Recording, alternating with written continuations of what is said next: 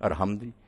اب تسبیح کو ہر شخص جس کو علم ہے وہ جانتا ہے کہ یہ تنزیہ پر مبنی ہے، اس میں کوئی چیز نہیں کہ اللہ میں یہ ہے نہیں، صرف انکار ہے کہ اللہ میں یہ چیز نہیں ہے، یہ چیز نہیں ہے، یہ نیگیشن ہے، نفی ہے۔ حمد میں اس بات ہے کہ اللہ میں یہ ہے، یہ ہے، یہ ہے، دونوں چیزیں، سلب اور ایجاب۔ پہلے یہ کہو کہ اللہ میں کیا نہیں ہے، اللہ جاہل نہیں ہے، اللہ عاجز نہیں ہے، اللہ غافل نہیں ہے، اللہ بے رحم نہیں ہے، اللہ جو غلط باتیں ہیں نا، اس کو موت نہیں ہے، وہ کمزور نہیں ہوتا، جتنی مخلوق میں چیزیں نا، سیدھی سی بات۔ نیک لوگوں کا اللہ کا اگر صاف سیدھا سمجھنا نا تو یہ سمجھ لو جو مخلوق میں چیزیں ہیں وہ اللہ میں نہیں ہیں۔ یہ موٹی بات پلے بانے، جو کچھ ہم میں ہے نا وہ اللہ میں نہیں ہے، اور جو اللہ میں وہ ہم میں نہیں ہے۔ ہم میں اگر اس میں کچھ نظر آتا ہے محض عاریت ہے، اس کا دیا ہوا ہے عارضی طور پر، ہمارا وہ کچھ نہیں ہے۔ یہ سن رہے ہیں ہم، بول رہے ہیں، چار زندگی جو سننا، دیکھنا، سوچنا جو ہے نظر آتا ہے یہ ہمارا نہیں ہے۔ ہمارا ہوتا تو پہلے ہی ہوتا، لم تکن شیئا۔ ایسا وقت بھی تھا جب ہم تھے ہی نہیں، اور آپ یقین جانیں اس سے بڑھ کر کوئی گالی نہیں، کوئی توہین نہیں۔ حدیث کی کتاب ہم جب پڑھتے ہیں کسی راوی کو لیسا بشا کہ یہ کچھ نہیں ہے، اور قرآن نے بھی جب کہا تجھے میں نے پیدا کیا تو کچھ بھی نہیں تھا، کسی کو کہیں ہے ہی نہیں، کچھ نہیں۔ بھائی نیس ہونے سے نہ ہونے سے آگے گالی کیا ہوگی؟ اگر کوئی زندہ ہے چلو لولا ہے، لنگڑا، کچھ تو ہے، سم تھنگ ہے، نتھنگ ہے ہی نہیں۔ مخلوق کیا نہیں تھی، اللہ تھا، ہے، ہوگا۔ اللہ کہتے ہیں اس کو جس پر کبھی ایسا وقت نہیں آتا کہ وہ نہ ہو جائے، وہ ہے۔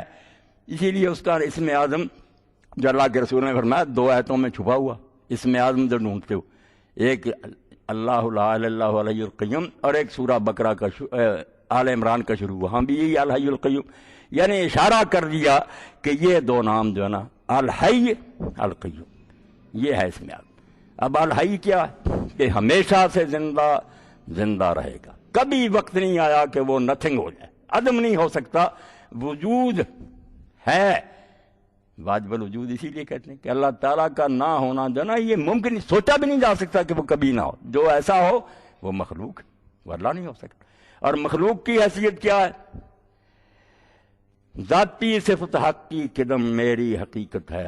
ہم اپنا کھوج تلاش کریں نا تو پلے یہ پڑتا ہے کہ تم کچھ بھی نہیں تھے اور نہیں ہوگے پھر، اس لیے درمیان میں اگر ہو کچھ نظر آتا ہے مان لو کہ عطیہ ہے، کسی نے بخشا، جس کے پاس تھا۔ تمہارا ہوتا تو پہلے نہ ہوتا، تم ہمیشہ سے اللہ کی طرح نہ ہوتے، نہیں تھے تم، نہ سنتے تھے، نہ بولتے تھے، نہ دیکھتے تھے، عدم تھے۔ عدم سے بڑھ کر کوئی توہین نہیں کہ تم ہے کچھ بھی نہیں تھے، اور پھر بھی ایسا وقت آتا کہ اللہ تعالیٰ سب کچھ واپس لے لیتا، بلکہ اسی دنیا میں لے لیتا ہے۔ مرنے سے پہلے بوڑھا آدمی، اس کی آنکھیں جواب دے جاتی ہیں، ٹانگیں جواب دے جاتی، ہر شے واپس لوٹتی جاتی، اپنی ہے تو رکھ لے، پھر ذاتی نہیں، حریت دی ہوئی ہے لے جاتا۔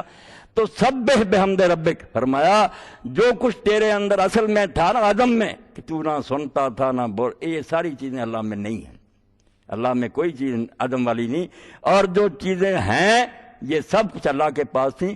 اگر تجھ میں ان کا کچھ حصہ نظر آ رہا تو اس کا عطیہ۔ تو سبح بحمد ربک، نماز کی روح کیا نکلی کہ جب نماز کے لیے کھڑا ہو تو دعائی دے دے کہ اللہ مجھ میں میرا کچھ بھی نہیں ہے، سب ہے تیرا۔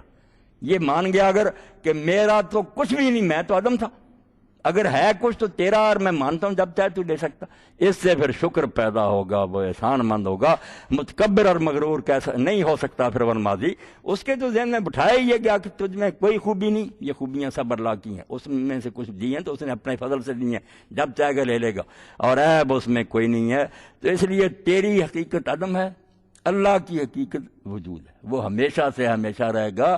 اس لیے اس خدا کے سامنے جب کھڑا ہو تو یہ اقرار کر کہ اللہ جو ہے ہماری سمجھ و عقل سے بالا۔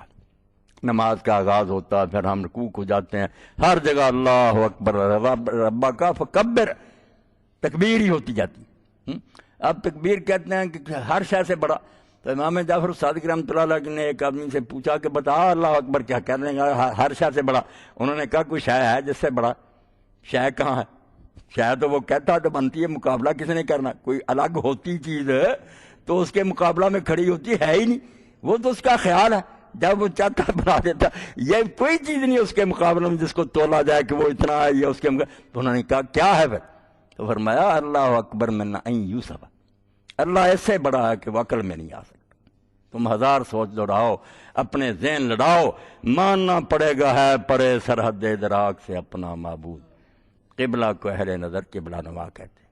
ہاں، یہ کوئی چیز نہیں، ہم جتنا جی چاہے اوپر اڑیں، نبی ولی اڑیں، ماننا پڑے گا۔ حضور پاک کہتے تھے لا احصی ثناء علیک، اللہ میرے بس میں نہیں کہ میں تیری تعریف بیان کر سکوں کہ تو کیا ہے یا کیا نہیں ہے۔ انت کما اثنیت علی نفسک، تو ویسا ہی ہے جیسے تو اپنی تعریف خود کرے، ہمارے بس میں نہیں، ہم سمجھتے نہیں، کریں گے کیا؟ اے اقرار نبیاں سندا تے لا احصی وچ آیا، گناہ تیری نو پا نہ سکے، تو بے مثل خدا۔ اس لیے ایسے خدا کے سامنے جب بندہ اللہ اکبر کہتا کہ میں کس گنتی میں اپنے آپ کو رکھوں بھی میں بھی ہوں تھوڑا سا، تو بھی نہیں ہے ہی نہیں، میں کچھ نہیں ہوں، سب تو ہی تو ہے۔ ایسی نماز جب رسول اللہ پڑھتے تھے تو حدیث پاک میں آتا نا کان اذا حضب امرن فصل، کوئی پریشانی آتی حضور نماز شروع کر دی، ساری پریشانی دور ہو گئی۔ تو اللہ فرماتا ہے یہ کافر جو بکتے ہیں، اور تم بھی کبھی گھبرا جاتے ہو کہ دین تو بڑا مغلوب ہے، کافر زورآور، تو کوئی بات نہیں، تم ان چیزوں کو برداشت کرتے رہو، اللہ خود دیکھ رہا ہے، وہ نپٹ لے گا۔ تمہارا کام یہ ہے کہ صبح و شام مغرب عشاء کے وقتوں میں تم اللہ کی تسبیح اور حمد کرتے رہو، نماز باقاعدگی سے ادا کرو، اس سے تم میں وہ قوت پیدا ہوگی کہ یہ ساری مشکلات جو نا پھونک مارنے سے اڑ جائیں، کچھ بھی نہیں رہے گی، حباب منصورہ ہو جائے گی۔ اللہ کی طرف سے تمہیں ایسی نصرت ملے گی کہ غم کی بجائے خوشیاں۔ اسی لیے نیک لوگ جو ہیں ان کے حالات ہم پڑھتے ہیں کہ ان کو ذبح کیا جاتا تھا مگر وہ ہنستے۔ حضرت سعید ابن جبیر آخری آدمی ہے نا جن کو حجاج ظالم نے قتل کیا، بہت مارے، 1,20,000 تو امام ترمذی صحیح سند سے لکھتے ہیں نا کہ دربار میں لٹا کر جن کو چھری سے ذبح کیا، 1,20,000 وہ ہے، سفاک تھا، مبیر حضور نے فرمایا کہ ہلاک ہوگا، ویسا ہی تھا۔ تو سعید ابن جبیر رضی اللہ عنہ کو جب ابن عباس کے شاگرد قتل کرنے لگے تو انہوں نے کعبہ کی طرف رخ کر لیا، تو کہنے لگا اس کا منہ پھیر دو، ساتھ ہی آیت پڑھی انہوں نے وجہت وجہ للذی فطر، جو ہم نماز میں پڑھتے ہیں نا، ہم تو اس نماز میں پڑھتے ہیں جہاں کچھ بھی نہیں بگڑتا، وہ قتل ہونے لگے تھے، تو کہنے لگا یہ قرآن سناتا مجھے، منہ پھیر دو، منہ پھیر دیا انہوں نے کہ کوئی بات نہیں ہے نا ما تولوا فثم وجہ اللہ۔ ہاں، اب بے ایمان کو اتنا غصہ آیا، کہنے لگا اس کو منہ کے بل نیچے پھینکو، الٹا بیچارے کو نیچے لٹکایا گیا، تیار ہوئے ذبح کے، انہوں نے کہا منہا خلقناکم وفیہا نعیدکم ومنہا نخرجکم، اسی سے پیدا کیا، اسی میں لے جائیں گے۔ پھر بعد میں جب شہید کرنے وہ ہنس پڑے، کہنے لگا تم ہنسے ہو، موت ہے تم ہنس رہے ہو؟ اس نے کہا ہنسا ہوں اس بات پر کہ تو اتنے نیک لوگوں کو قتل کر چکا، تجھے اپنے ظلم سے شرم نہیں آئی، اور میں نے خدا کی طرف دیکھا کہ اللہ تیرے حلم میں کوئی فرق نہیں ہے، تو برداشت ہی کرتا جا رہا ہے، کتنے نیک بندے مارے گئے، تو اس ظالم کو موقع دے رہا۔ اب میری دعا تو سے یہ ہے کہ میں آخری ہوں، میرے بعد اسے موقع نہ دے۔ اسی وقت پاگل ہو گیا، پیٹ میں کیڑے پڑ گئے، بہت سارا برا پانی منہ سے آنے لگا، حکومت چھن گئی، جائیداد حکومت نے ضبط کر لی، کتے کی موت، پھر بھونکتا مرا، اور یہی کہتا تھا سعید مجھے مارتا، سعید، لوگ کہتے تھے کہ سعید تو نہیں، وہ تو مرتے، مگر اسے یہی نظر آتا تھا کہ سعید مجھے مار رہا۔ تو اللہ کہتا تم دین کا کام کرو تو میری تسبیح حمد کرو، میں آپ تمہارے دلوں کو مضبوط کروں گا، اور ساری مصیبتوں میں تم نہ ہنستے کھیلتے گزر جاؤ گے، کوئی مشکل نہیں آئے گی اگر میرے ساتھ تمہارا تعلق مضبوط ہو۔